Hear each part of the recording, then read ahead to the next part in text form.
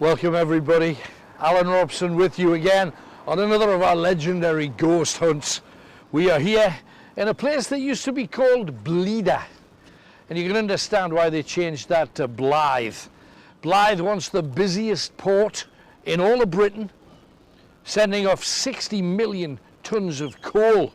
All of the coal from the northern coalfields came here to be shipped out.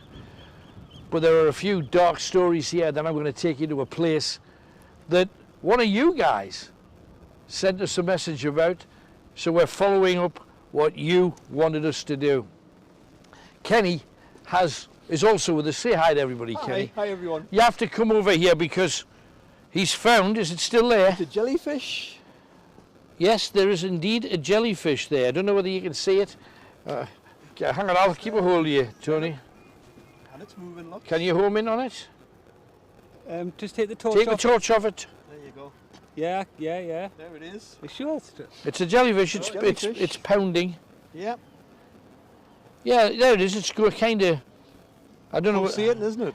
Yeah, it might be easier if you come to the end of this little piece, Tony. It just, you know how obsessed we are with wildlife. Take the torch off it, Ken. There you go. Oh, not sure whether you can see that. Hang on, see if you can see it with a. There it is. Do you see it there, bright? The torch is not doing it. It's not doing it. No. Anyway, just it's a blessing that some wild something, and I was actually joking to Kenny, if you see something more interesting than a fish, tell me, and he did. So, Hollywood Tony McShane's behind the camera, Hello. of course. Why are we here? Well, first of all, I have to tell you about a story that happened at the far end. Can you light up the pier on the opposite side and take it right to the end, Ken? No, across the other side and right away. There you go. If you take that down, on the other side of the pier, you've got very similar tides to the ones that you have at Holy Island, just higher up, and also around Bamborough. Really persistent rip tides. And across there, and I'm taking you back to World War II, one of the worst wartime disasters that Blyth suffered was a horrific chain of events.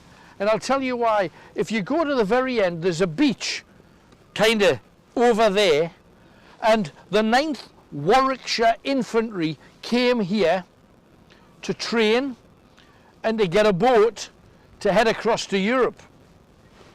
When they saw the beach, it was a beautiful day. Blyth, I tell you, a lot of people come to Blyth, especially along the coastline when the weather's fine. So there they were, beautiful beach.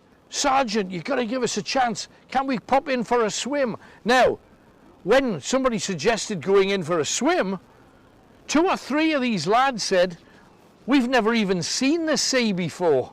So they went into the sea, not knowing that there was a strong riptide and horrific undercurrents. And the undercurrents took them away. 9 young men died. 9 of them. And they were all from that regiment. And it was a damn shame. Wonderful young men ready to face the war. The youngest was 17. Edward Bevan, Thomas 40, Bill Henderson, Eddie Noy and his brother Chris, Fred Shale, Jesse Bloom, Harry Southern, and Lieutenant Sergeant John Riley. They were the people who were lost, and all of the other people in the regiment formed a human chain, went out into the sea and tried to scoop, because they're all swirling in the sea, so you can imagine people holding arm by arm by arm, heading out into the sea, trying to pluck them up, and they did pluck them, but where could they send them?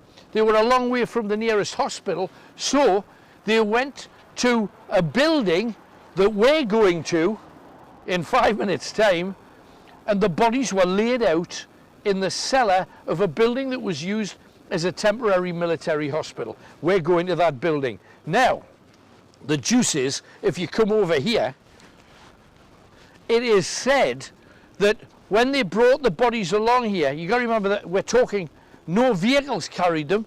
They were carried on stretchers or between the arms of 2 survivors, the dead body of the man. They came to the stairs. Now, the stair, you can see, this is new, it's modern. It's been fairly recently built. provided by Blyth Valley Borough Council, and thank you very much for it. They've done a lovely job. But the old stairs used to be here, so they walked along the stairs carrying them, and they got to this point and they realised they were too heavy because they'd carried them half a mile probably to get them to where there was a military doctor. Now it's said, the ghost story of this neck of the woods is that if you look down into the water off the stairs, now that's here, you're supposed to see images of their faces, the faces of the dead soldiers. And sometimes people have said that late at night they hear noises and it's the sound of drowning men. The place that has witnessed stuff more than ever is actually along here.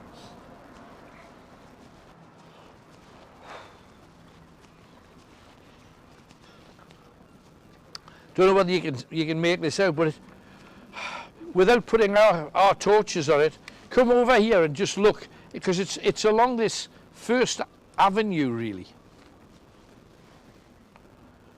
Pretty damn creepy. And you can see there's an onrush of water over there. And it's down here. Supposed to witness the faces. Dead, lying in the reed. Can you make out any faces?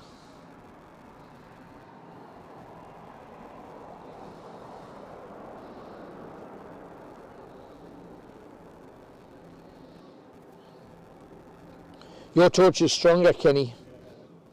Use yours.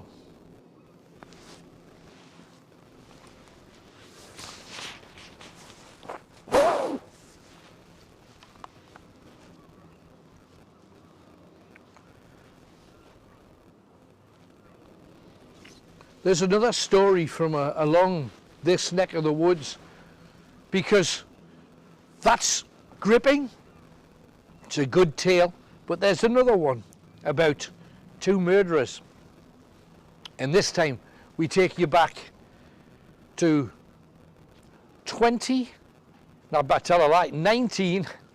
1918.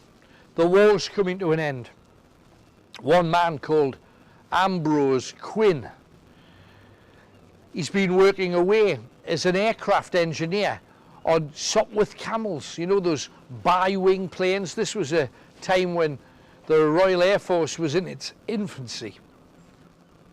He comes back home and hears that his girlfriend, whose name was Quinn, surname was Quinn, her surname was Quinn, but they were not related. She'd been cheating. Not only had she been cheating, she'd been selling her body to get by, not having any money coming in, not having a job. And at the time, there wasn't too many factories that women could work in here in Blyth. However, Quinn confronted her, and in readiness for whatever she had to say, he took with him out of his kitchen a serrated kitchen knife. And she said, well, you weren't here. Who's going to provide for me if you're not here? You chose to join up. So, what do you expect me to do? And she walked away from him. She looked out to the sea, where roughly we are now. It was certainly on here, on the old stairs that were here first. And he stood behind her, feeling that knife in his pocket. And he pulled the knife out. He held it to her throat and tried to pull it to kill her. But he was really surprised because the blade wouldn't go through the skin. And he pulled harder. She began to choke. But the knife still wouldn't go through her skin. It was not designed for that purpose.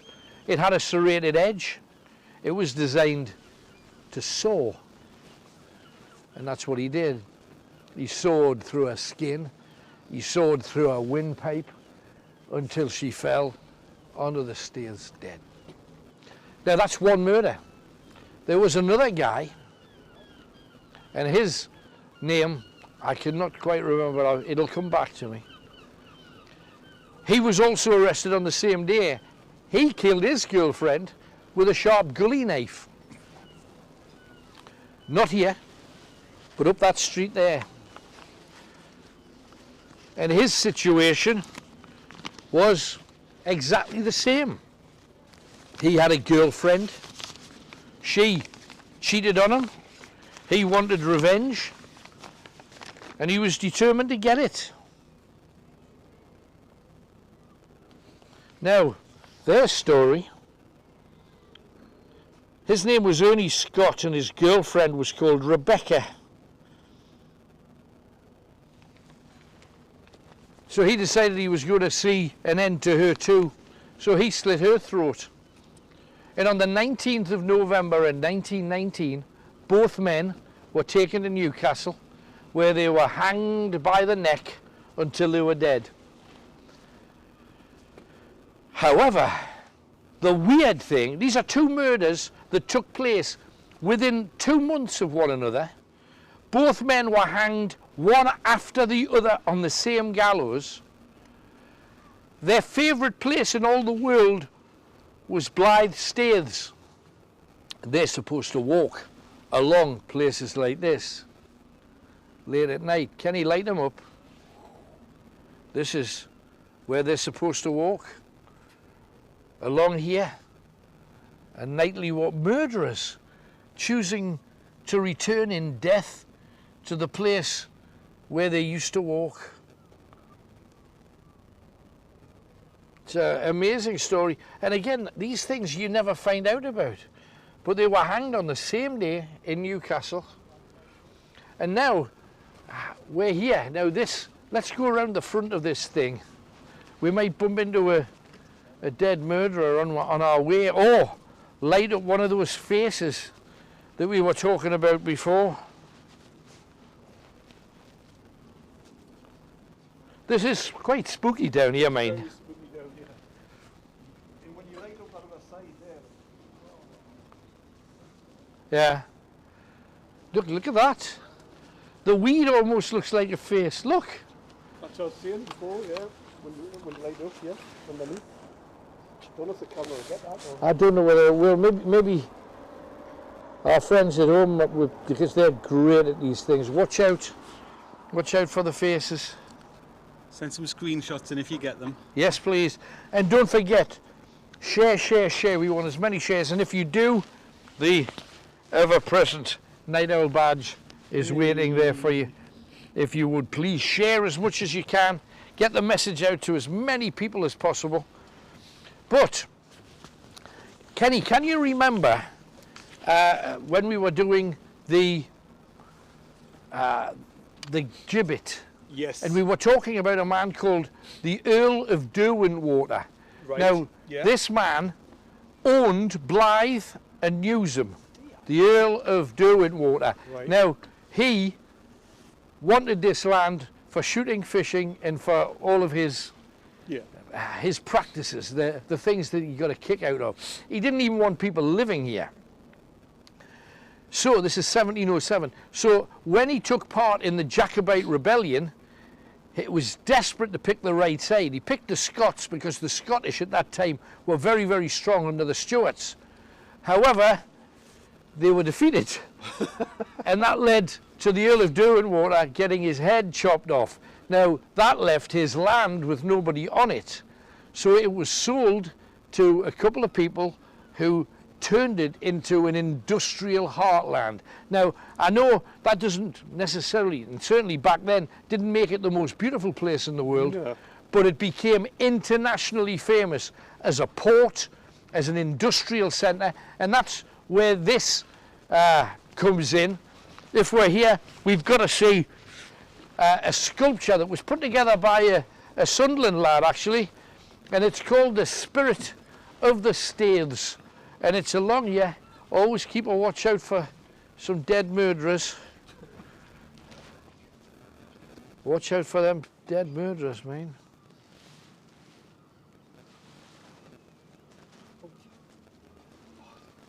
bin. It's in a bin.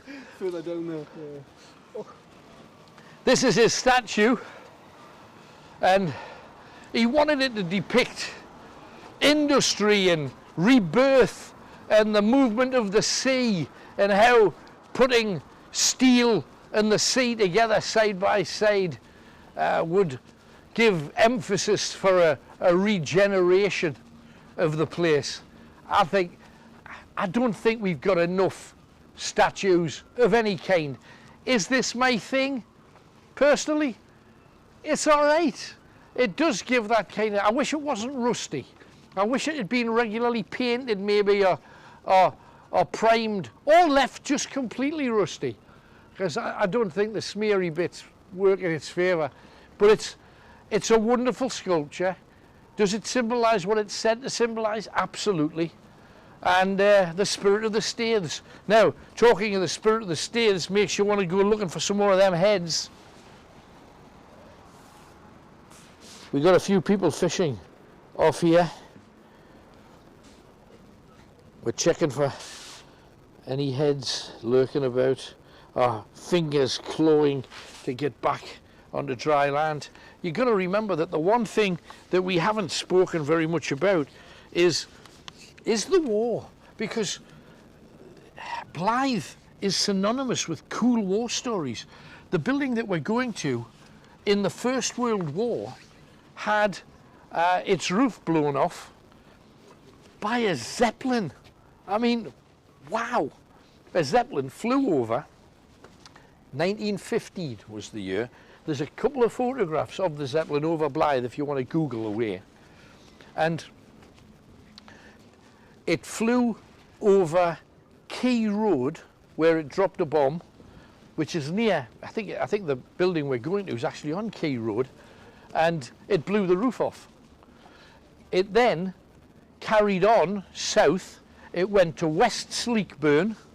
It went to roughly where Cramlington is now, and it headed down to the big munitions factories and dropped some bombs over there. Oh, hang on, we've got to find some heads here. This is definitely where the heads are. Kenny, you've got the strongest torch. Shine away, we must find something tonight. We've got to get something in there. You've got to remember that wartime, we've got the haunted beach. Blyth was a huge submarine base used for training. Joan Halpin's uncle from Blyth was blown out of his bed, landing in the garden of his house. Mines were dropped on the golf course at Plessy Road. They were looking for the railway tracks, didn't hit them, which meant the coal that fueled the war kept going through. Kids started collecting shrapnel and sometimes got shot at by German planes.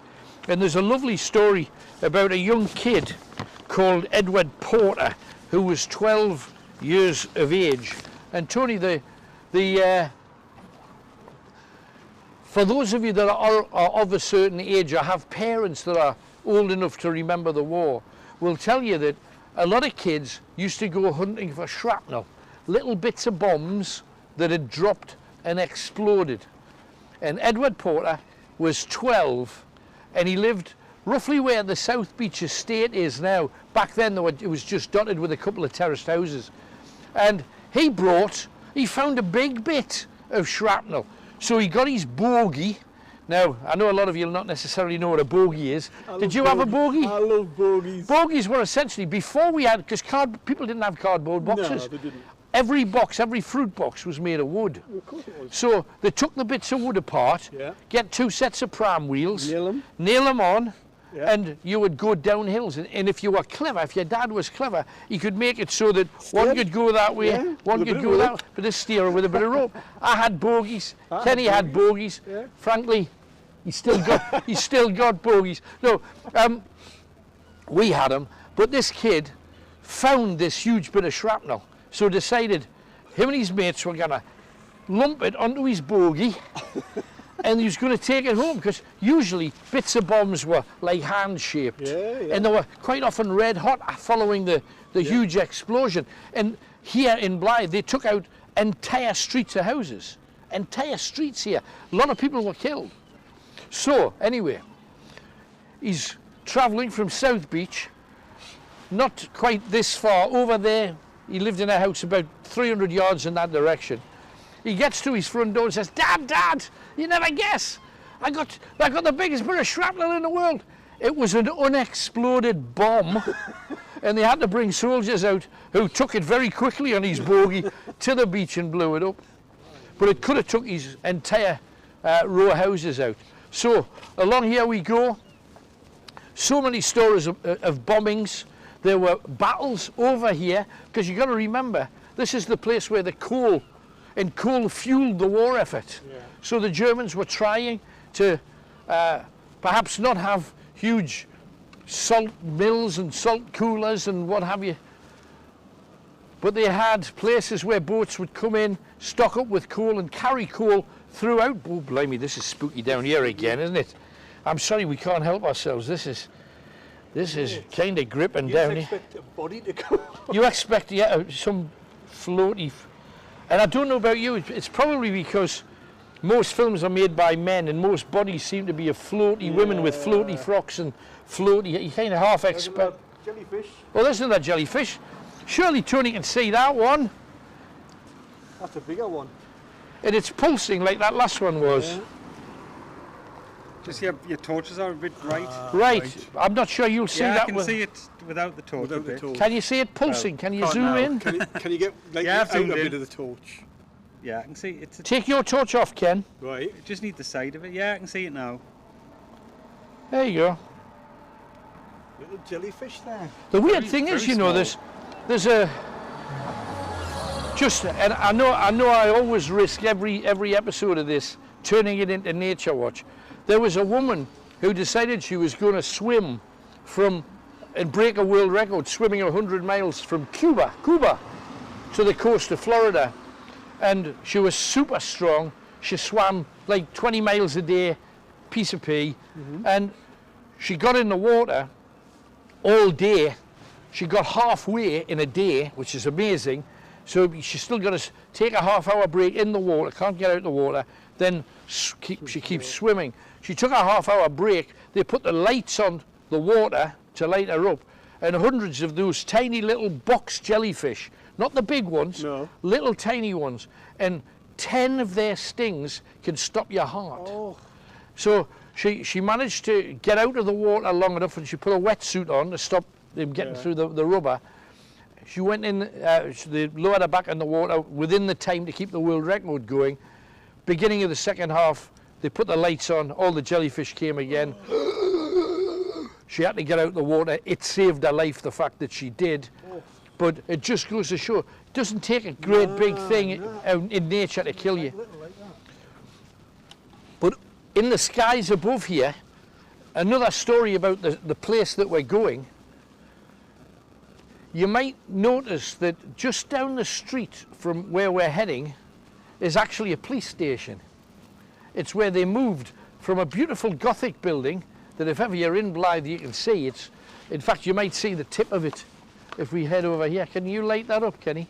Yeah. There's you'll not see much in the darkness, but you'll see there's like a steeple. Light up the steeple, Kenny, right at the very top. No, that's the church. The steeple's there. Hang on. You see it? I'm lighting it. No, over there. What? See this? There it is. Yeah. That's the steeple of it in the distance. Kenny's just lighting it up. You see like an arrow mark. That's it. That's the old police station. There's a magistrate's court in there. There's a room for solicitors. There's a whole set of cells. Now, they moved the police station along the front, and I know a lot of people come down here because where is there safer to park than the car park outside the police station, which is just on the estuary front here. Now, where the police station stands used to be a hole because a Spitfire did battle in the skies over Blyth with a Messerschmitt and shot the Messerschmitt down, and it landed on a house on the corner of Key Road where the police station now stands. So arguably where we're going we could just maybe find ourselves with a German pilot ghost. And I think that would be pretty damn cool. I was going to do that old rude joke there about the German. No, leave that alone. We all know that there was an aeroplane that sounded like a rude word. Leave it alone. Move on.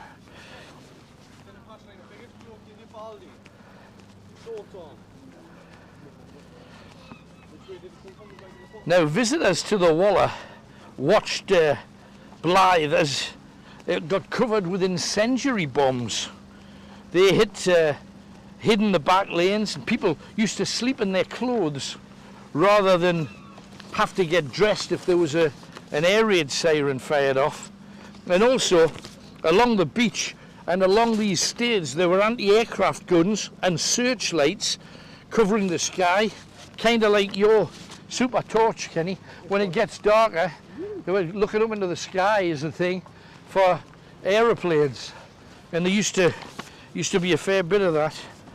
German planes used to strafe fishing boats, and one fishing boat from Blyth got so badly shot up, one of the members of this captain's crew had his legs shot off by machine gun fire, and that was docking right here.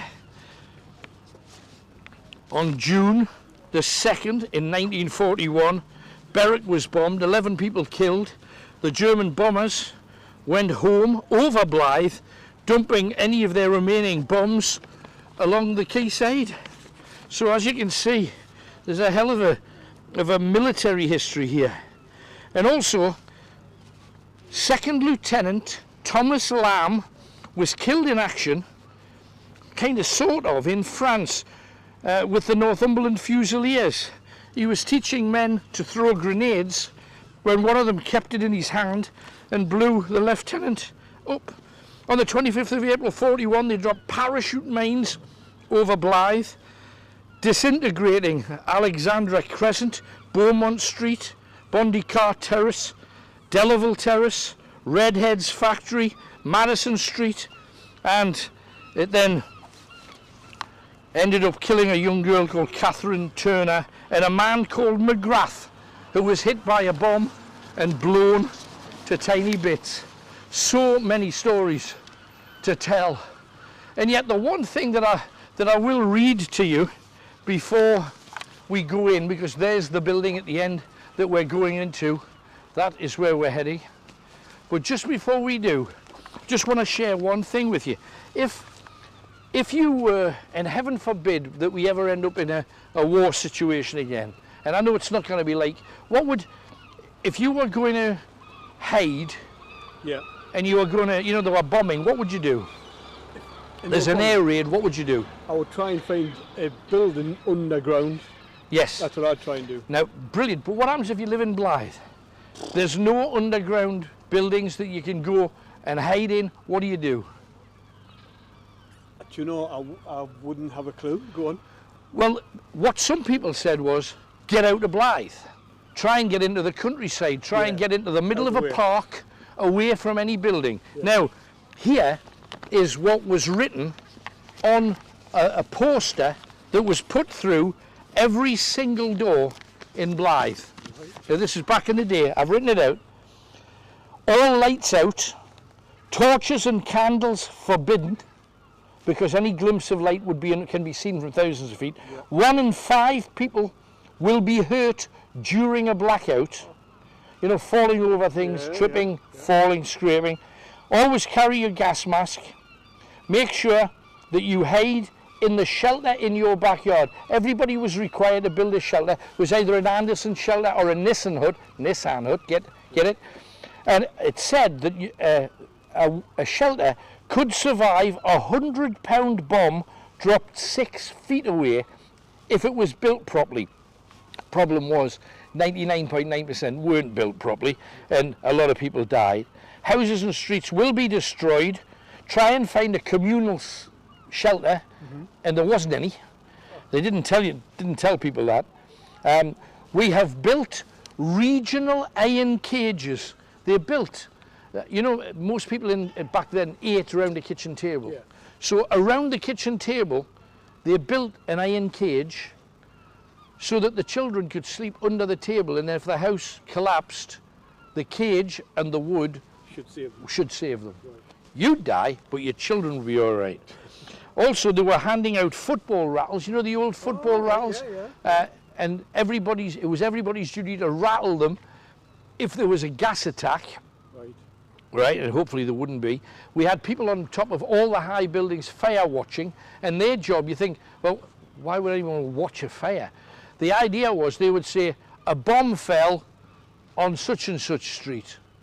They had to say, did it explode or did it not? Because if it didn't explode, that to get people away from the area to try and make sure that they weren't hurt.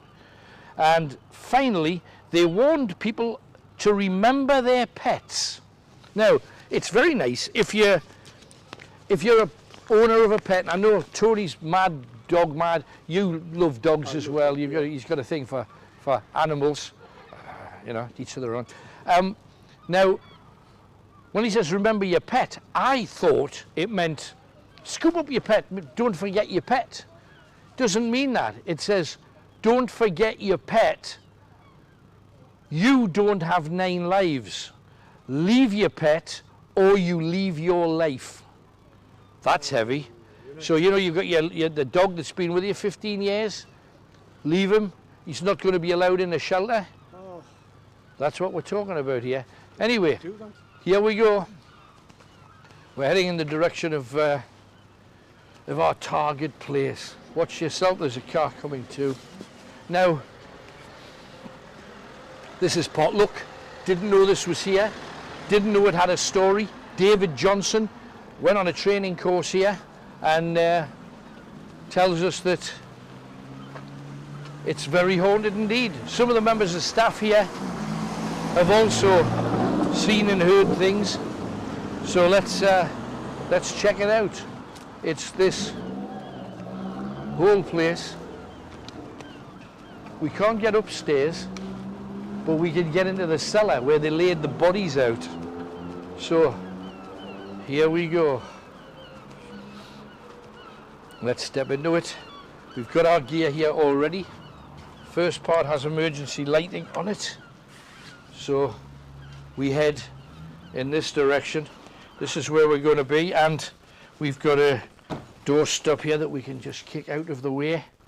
And once we get through here, hopefully we're in and we can close the door behind us and stay as safe as we can. Now, as you can see, this place, you may just make out a few items that you have owned in your lifetime, because this is it's an auction house now.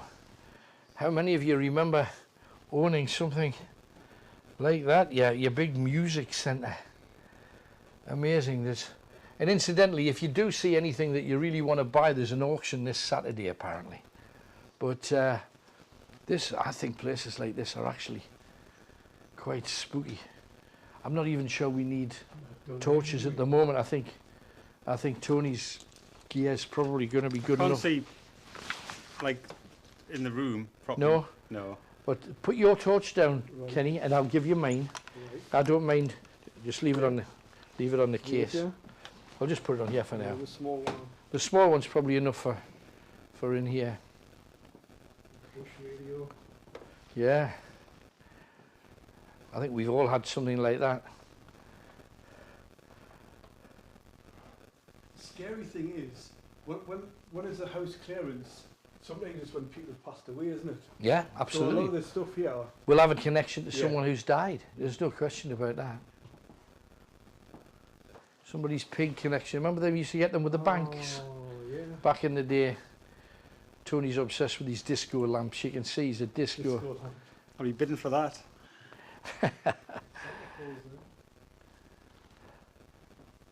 Yeah, I'd failed to realise and recognise that whole.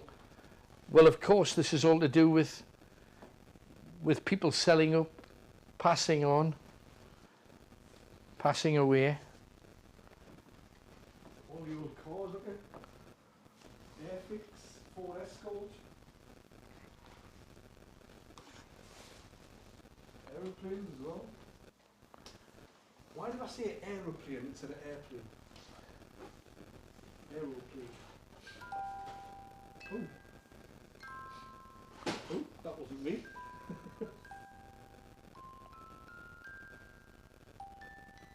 Where's that coming from? It's here. Oh. Oh, ballerina in there. It's creepy, isn't it? I don't know, I just think... What? That's someone's phone. There's a phone going off. Don't know whether Andy's about. Maybe you need Andy to sort it out. Oh, that's an internal phone, isn't it? I'm checking my signal. Right. I don't know. I did see an old telephone. Wasn't it over here somewhere? Sounds like an internal.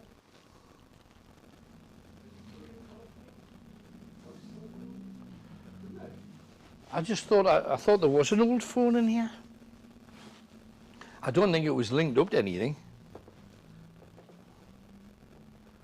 There's a coldness in here, mind, but I have to say, I'm not getting any major vibes of. No, I don't know what you're feeling, Kenny. not yet. There's a Bible here. Oh, Oh, and it's got somebody's cross on the top of it as well. And you just know that this is weird. Because we can't answer it, it's not our property. Seen this? This was obviously somebody's private property. And it's their Bible, and they've put their, you know how they would have their cross. I think I'm going to set a trap with this. It's somebody's, it's a Bible that's important to them. So what I'm going to do is I'm going to put it over here. Yeah, on this suitcase, and I'm going to, there. Kenny? yeah. I don't know whether you can see this. Tony, do you want to see this too? Is there a signal? Are you getting a signal all right, I'm Tony? just checking, yeah, we look like we're alright. I'm hearing noises again. Yeah. But no, I've set a trap here with a Bible. Yeah. You see? See that? It's completely stable. See it? Yeah. See that? So we'll see if that can be moved at all.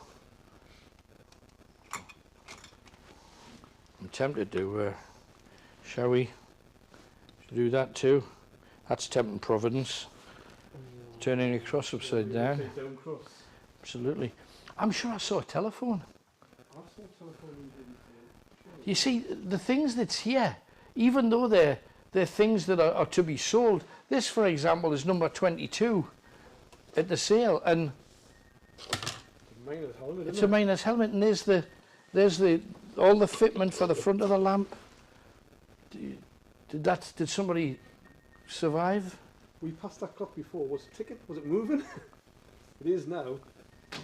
It looks like it's the right time, It's the I right would thing, think. so it must be all right. Then. Must be. We're hearing a few electronic noises in here. Please, if anybody is watching our footsteps here, make sure that you share as much as you can. There's so many things in here, and they're all connected to people who lived in. Remember, whoever used this vase, all attached and connected to people's lives. Everything here, part and parcel of what people did. I know a lot of people maybe know where we are and are ringing up to vex us, but I don't care. It's just a telephone. We can live with that because we're trying our best to examine a place. There's burglars in your shop. Yeah, when they see the torches, maybe that's the case. I'm expecting a minute from the police again. Well, I think we've done that already, haven't we? Yeah.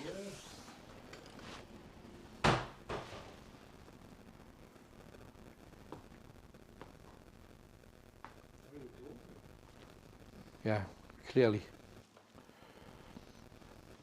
Clearly.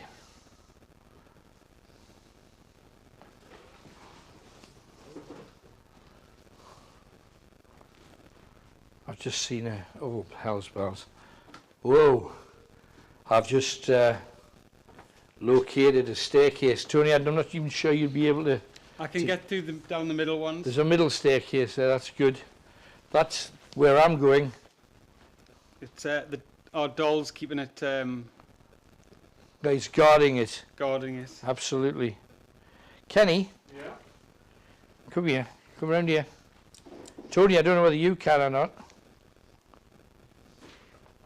Stop. Now that's definitely moving. Can you see this, Tony? It's not moving wildly. Anywhere near it, but it is moving. That is moving, isn't it? Can you see that? I mean, I came up to about here and I heard a little something and then I moved back because I saw something moving, Yeah, and it's that. And it's still moving. Don't think I hit it. Don't. Oh, now they're, you're back further back. they're creepy. That was me. Oh, that was that you, Tony? We're on edge, aren't we? You can tell. I just kind of get away with how butch these guys. Yeah. Yeah. In fact, I'll stop playing with them. It's not a good sign, is it? No. Getting a bit of cold. Yeah, yeah. Getting a bit of cold over here.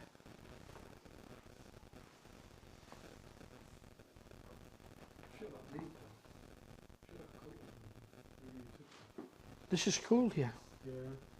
Slightly colder than Oh, I got a lot colder.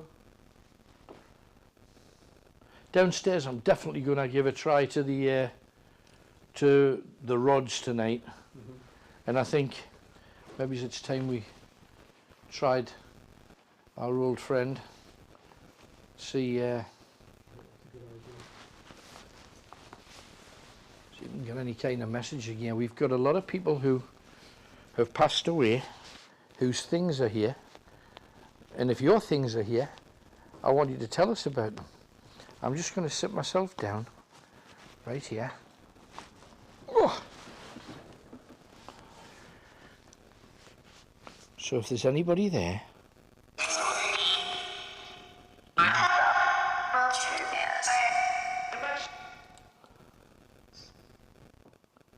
we've been asked to investigate because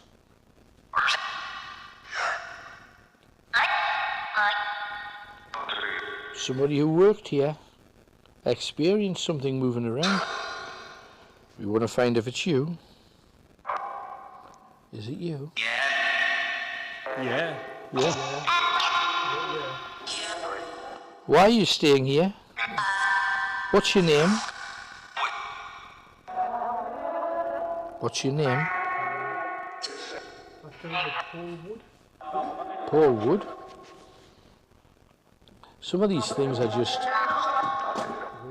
downright creepy. You've seen these things, Tony, though?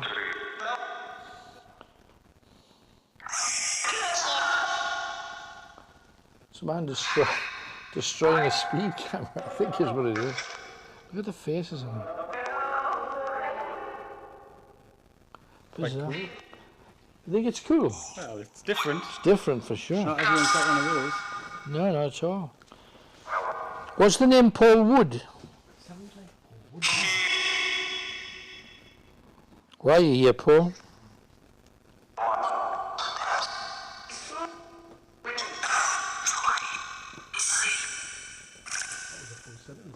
No. I thought I heard somebody say it's because I'm safe. You're safe here. Is that what you said? Good. Good. Do you live up here? Or do you live downstairs in the cellars? We got to hit the cellars, I think. I feel most of this up here is benign. Yeah. Although it's colder over there for some reason. Right. Do you know, I'm going to stop that just for a second because what I want to do, I think I've said this place is benign up here. Hey, my guess is as good as yours. I think what we do is let's have a bit of silence and we'll see if there's absolutely anything. Okay. Kenny, if you just get in the very, very corner and then just go right across from left to right in the room. See if we can get anything. Over here. Yeah.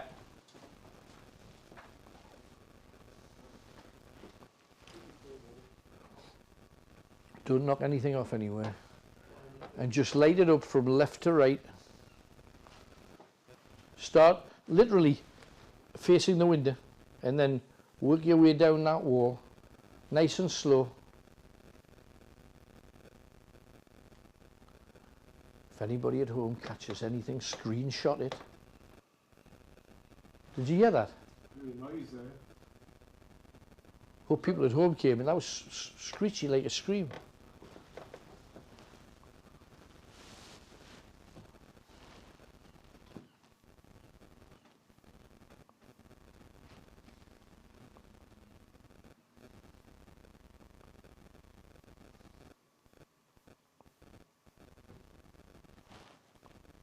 Was that you? No, it wasn't me. I heard a knock there. Did you hear a knock, Tony?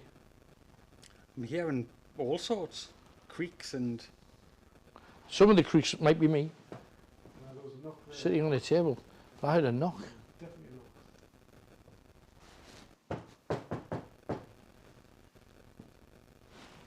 Was the knock there back? Definitely a knock there back. Whoa, well, should we?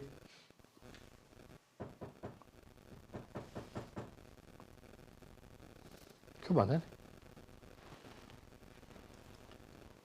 knock back if that's you. Yeah, give us a knock if it's you. Did you do that? Did you do that? Heard a footstep over there. Just a little tap. Another one. Is that you, Kenny? That was me moving here. Yeah. All right.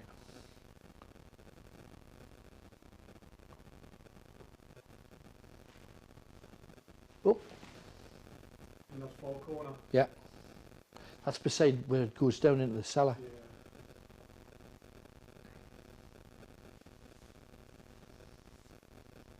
Come on. Oh, Again. is that a We need to footstep? get night vision on here, don't we? Yeah, I think so. Maybe when we go downstairs, leave the night vision up, or Do you think? you do. That's a some good up. idea. We could Well- leave the night vision on a stand up Okay. here. Or Kenny can do some up here while we go down Yeah. and show people, And do that. so it's pitch black. I'm hearing bangs here. No, it's not. It's not. It's subtle. Come on, last chance. We've got all the downstairs to cover. This is your opportunity. And again. And I'm standing totally still. It sounded like it came from there.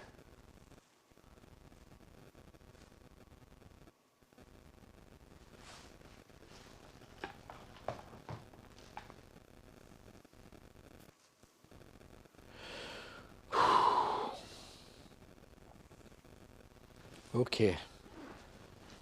Necromancer for a little bit. I'm not going to say anything. This is just going to be whoever you are, whatever you are, this is your chance. Yeah, your chance.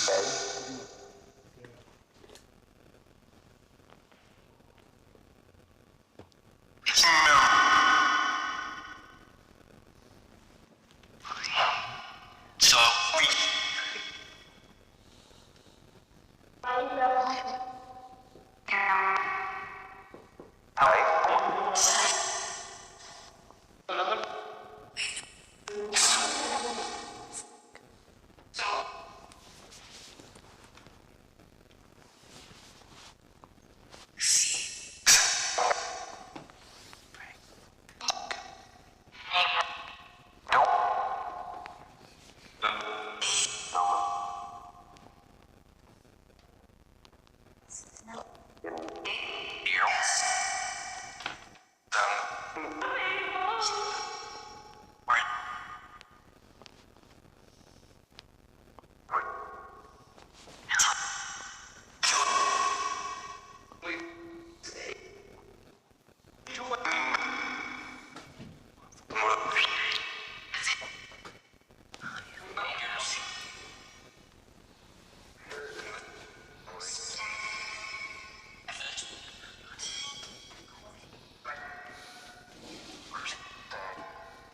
the hell was that?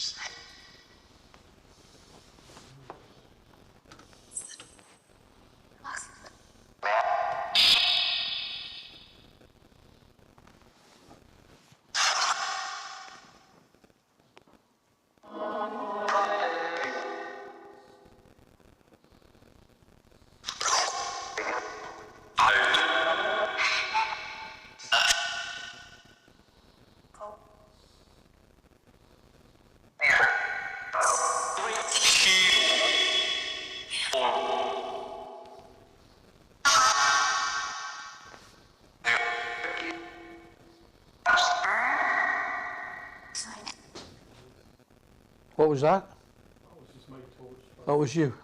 It's Kenny.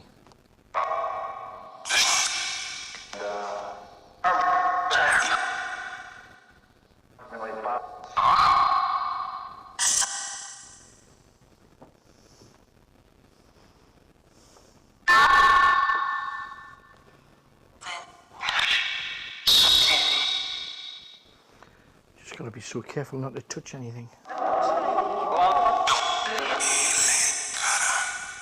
Wonder who's been in here. Is that you?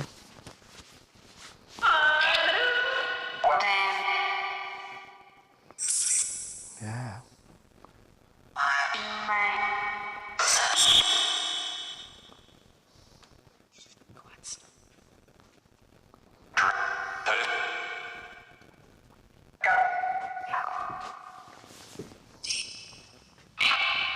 Come on, Gwendoline. Johnny. Ooh. In the darker.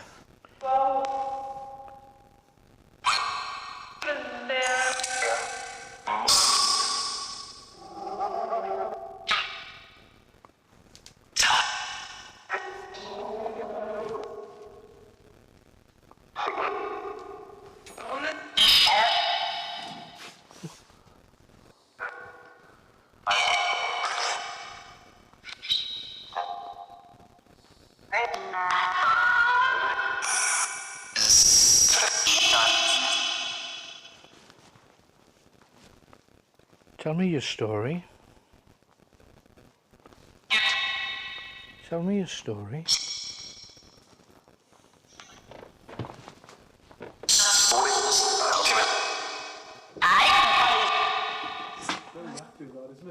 Are you getting anything on screen? Yeah, I think major, yeah. Going to set some more traps as well. I brought some just light tissue that I have somewhere. I'm going to set some traps with that too. Oh, there it is. Right. Hello? No, speak to me.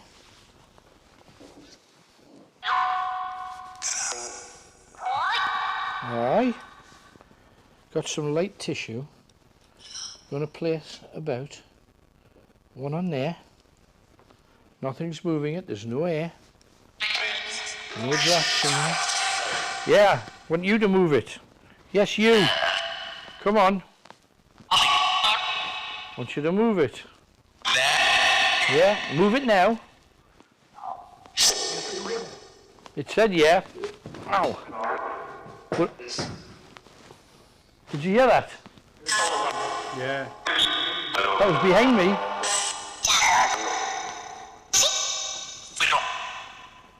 Right.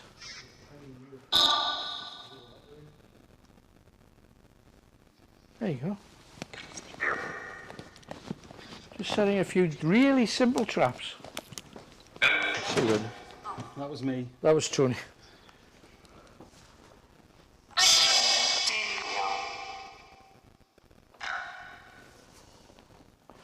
Okay, this is your last opportunity.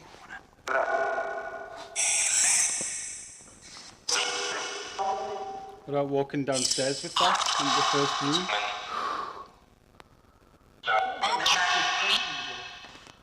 When it said frightened, it picked up on me because that downstairs is.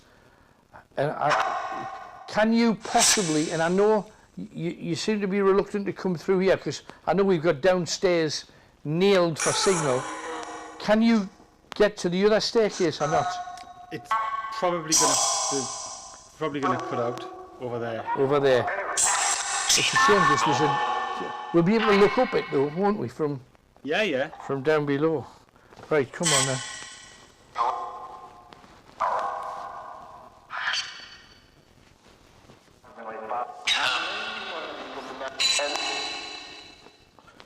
Now before we do this, me and my friend, should we do this? Ooh, she's not so sure. She's not so sure.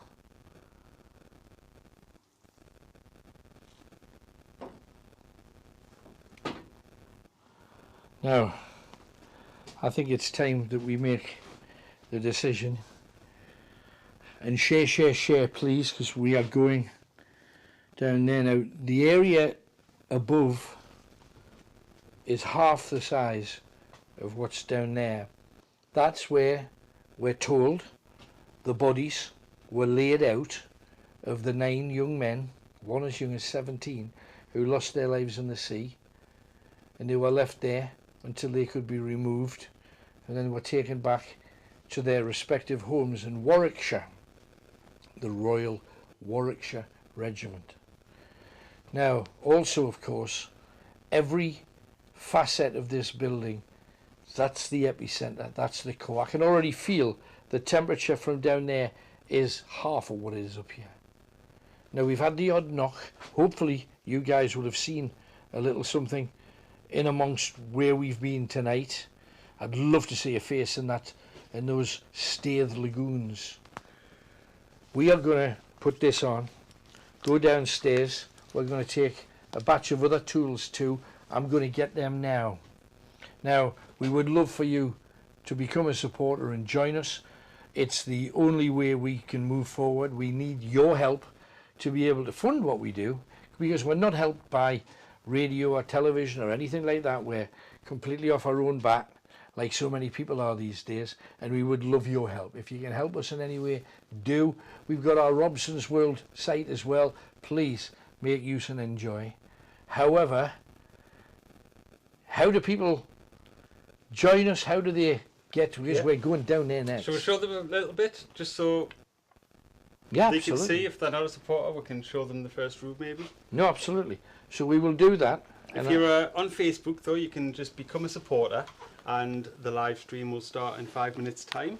And on YouTube you will get the second part and all the extra bits in a couple of hours time. And we've done 2 or 3, and we've done one thing you'll find funny, I guarantee it. Anyway, okay. I'll head first. Go, you're going first. I'll bring Gwendoline behind you. Oh, they're not happy about us heading down here.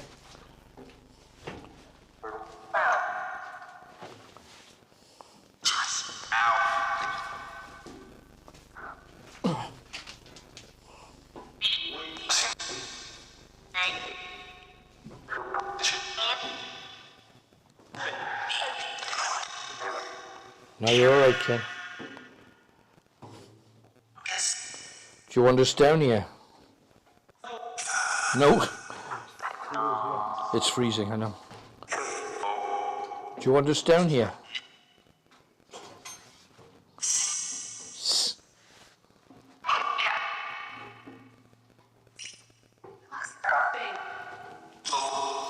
Oh, there's that smell. Do you hear that? I know. I know, I just heard it. It's like a gully down here. Like a... It's like a... Might be rats down here as well, mate.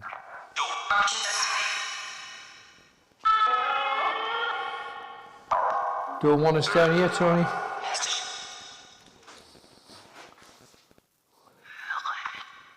This is where all the activity is apparently. I know. Gwendoline, don't be drunk. Poor fingers have all been...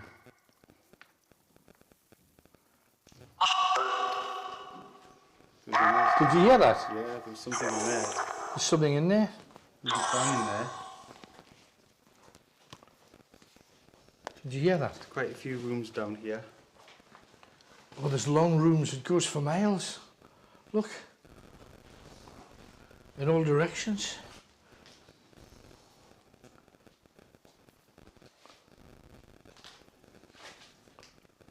I heard footsteps as well. As soon as I came down. You watch out for us, Gwendoline. Keep your eye on it. It's freezing down here, Kenny. It's really cold down here. Careful. Don't go too far. Stay in this room for the moment. There's some wires down there as well. Yeah, don't trip over them. So there's a thing in here. That's for our signal. Oh, that's for our signal. Yeah. That's ours, right? Gotcha.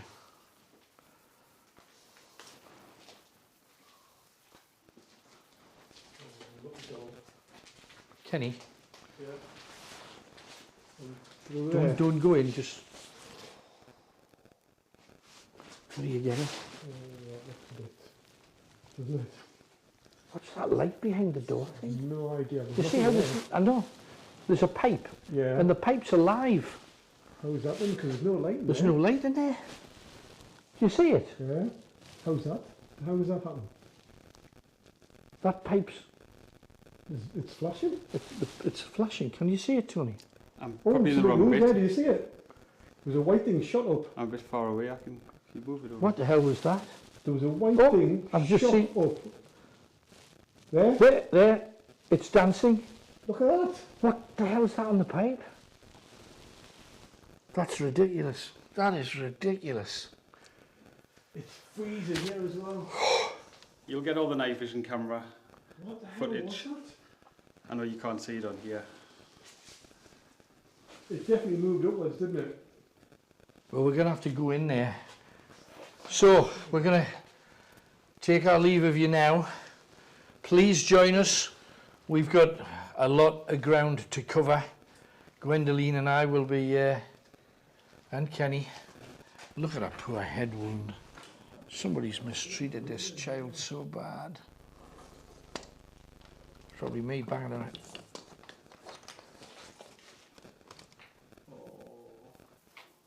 Creepy doll. Creepy doll. But she's going to keep us safe tonight. There's something in there. And we've heard noises in that one. Yeah. But we're going to take our leave of you. Remind everybody again how they can share, please. And how do you join? Yeah, on might have gone off. No. Shouldn't have gone off because the router's just there. Yeah. We're hoping we're still live. If not, yeah, stream resumed. Yeah, if you're on Facebook, become a supporter on the top, and then the live stream will start in another 5 minutes. On YouTube, just join us, and then in a few hours' time, you'll get all the extra bits, We'd love you to. including the night vision. You get all the night vision and all the stuff that we've been here for a few hours recording, all, not here, but in Blyth recording a few things. If you want to know more about Blyth, well, it's all waiting for you. However, we're now in the place where the bodies were laid out, where everybody has seen the activity and things have been moved and things have been taken. What else is going to happen tonight? We're just getting started. we would love you to stay with us. Come over to the other side and see where the dead were laid.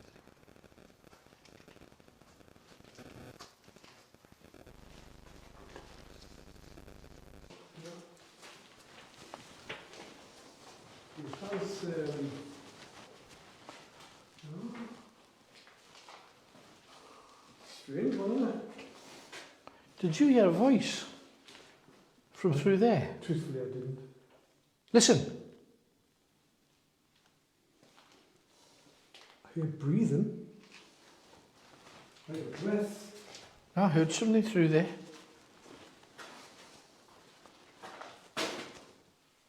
It's off again. It's off again, look. Oh my God, it's off again. Oh my God! Look at the pendulum. Pendulum! Ooh! That's more like it. Oh, nah. That was both together. I heard a voice, I heard breathing. You heard breathing. I heard breathing. Then the ball And went. again, I've just heard breathing again there. And we were all in there. The light and the pendulum simultaneously. That is weird.